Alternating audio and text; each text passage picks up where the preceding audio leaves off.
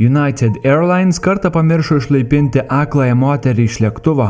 Nusileidus neregę turėjo išlydėti personalas, tačiau belaukianti moteris vėliau tiesiog išgirdo užtrenkiamas duris ir po to sekančią tylą.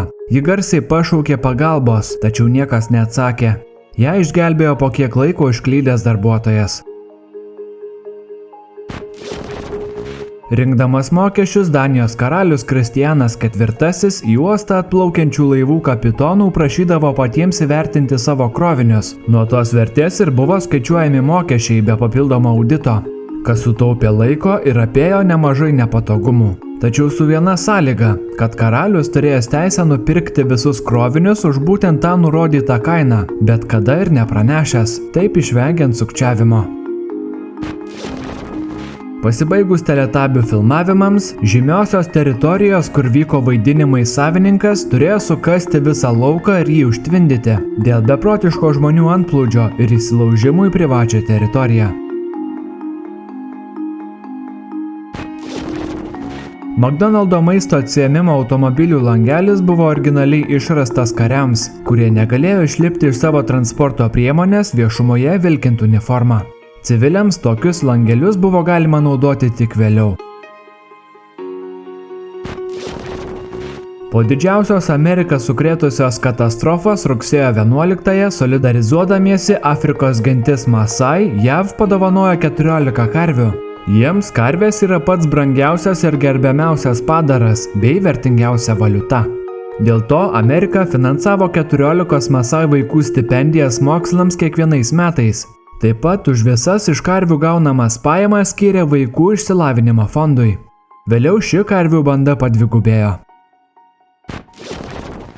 Candido Jacuzzi išrado džakuzi vonią, norėdamas padėti savo sūnaus reumatoroidiniam artritui. Norėdamas palengvinti jo begalinius sąnarių skausmus, jis sukūrė vandens pompą, kurią įdėjo į vonią savo namuose, taip suteikdamas galimybę sūnui gydytis hidroterapiją niekur nevykstant. 1911 Niujorke per gaisrą Triangle Shirtwaist drabužių fabrike žuvo 146 darbuotojai, bet tik dėl to, kad fabriko savininkai darbo metu laikė visas duris užrakintas, kad išvengtų darbuotojų vagysčių ir neleistinų pertraukėlių. Teismas už kiekvieną mirtį kompanijai priteisė sumokėti po $75, tačiau savininkai už kiekvieną darbuotoją iš draudimo gavo po $400. Australijoje besimokanti studentė kartą suprato, kad jos banko kortelė per klaidą buvo neriboto kredito, todėl ji per 11 mėnesių išleido $4,6 milijono australietiškų dolerių. Ji pirko dizainerių drabužius, aksesuarus, telefonus, siurblį ir daug papuošalų. Bankui sužinojus apie šią klaidą, moteris buvo suimta, tačiau vėliau teismo išteisinta ir paleista į laisvę.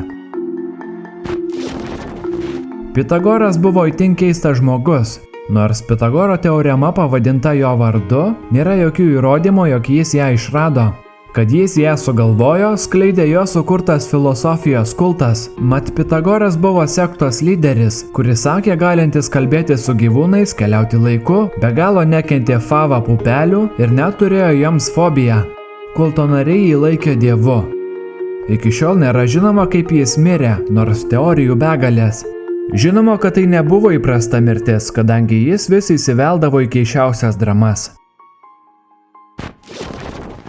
72 Apollo 16 astronautas Charlesas Duke Mėnulyje paliko savo šeimos nuotrauką. Sakė pažadėjo savo vaikams, kad Mėnulyje jie pabuvos visi kartu. Ta nuotrauka ten guli iki šiol. Besilaukiančių moterų vyrai taip pat patiria hormonų pokyčius. Partnerės nėštumo metu vyro testosterono ir estradiolio kiekis sumažėja. Taip nutinka ir gimus kūdikiui. Kodėl taip vyksta, tiksliai nėra žinoma, bet manoma, jog taip gamta ruošia vyrą tėvystei, kad šis būtų mažiau agresyvus, norėtų rūpintis moterimi ir vaiku, o ne toliau degtų noru lytiškai santykiauti. Šis krioklys Josemičio nacionalinėme parke, kur tobulai pučiantis vėjas ir saulės spinduliai sukūrė štai tokią įspūdingą 700 metrų vaivorykštę. O dar sako, kad stebuklų nebūna.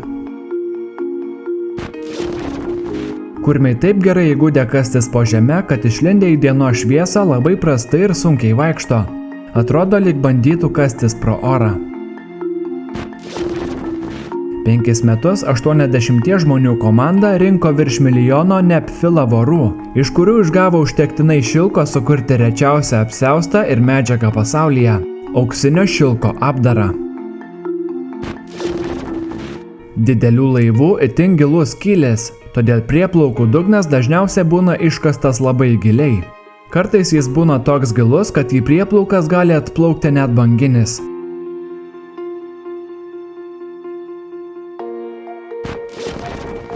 Jauni neseniai iš lizdo išskridę paukšteliai iš pradžių labai sunkiai randa maisto. Štai pavyzdžiui šis nemoka sugriebti vabalo. Jis pripratęs, kad mama jam maistą įdeda į pražiotą snapą, o pribėgęs prie vabalo ir išsižiojęs, jis nesupranta, kodėl šis pats neįkrenta į jo burną. Varnos yra itin protingi ir ilgaamžiai paukščiai. Turbūt esate matę jas treniruojamas rinkti nuorūkas ar kamštukus. Kai kurie žmonės įsigudrino jas išmokyti skristi per miestą ir ieškoti pinigų, juos parnešant pas šeimininką. Už tai jos gauna maisto ir prieglobstį. Ačiū, kad žiūrėjote. Būtinai pažiūrėkite ir video apie Dark Web iš aprašymo. Iki kito karto.